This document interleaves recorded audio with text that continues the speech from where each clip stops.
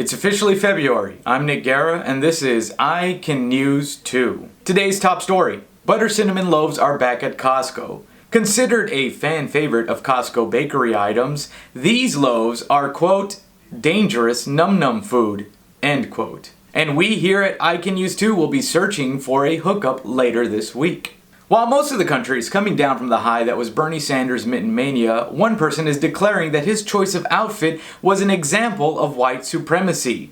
Yes, you heard that right. A San Francisco high school teacher named Ingrid wrote an op-ed claiming that Bernie was displaying the ultimate example of privilege, white privilege, male privilege, and class privilege.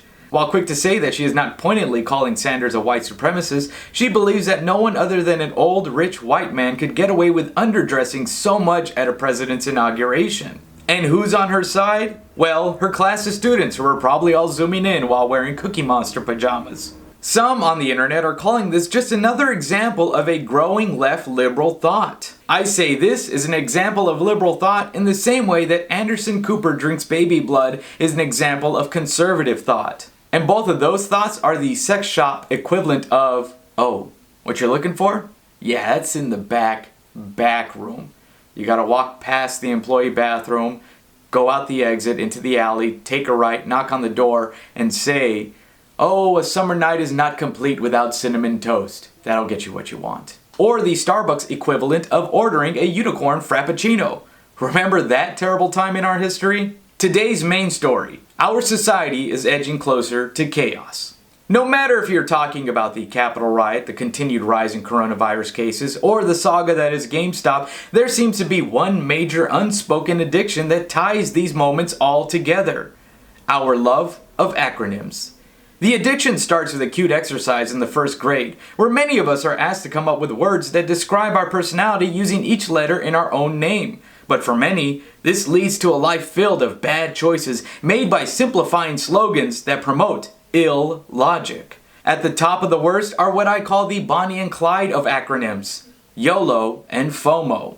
Around the corner of almost all of society's current problems, you will find these two Eiffel Towering our bad behaviors.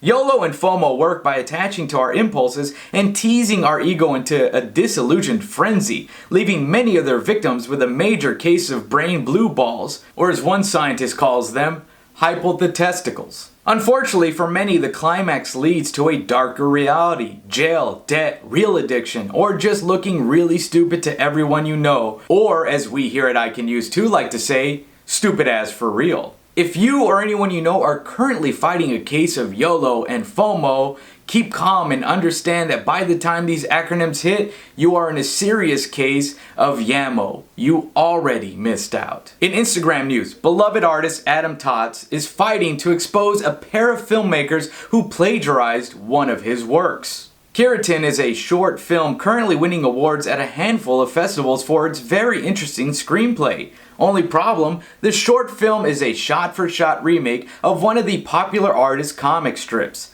Adam Ellis says he was approached by the filmmakers who had already started promoting the short film to help them promote it. After he refused and asked them to remove it from festivals, the filmmakers stopped all contact with him.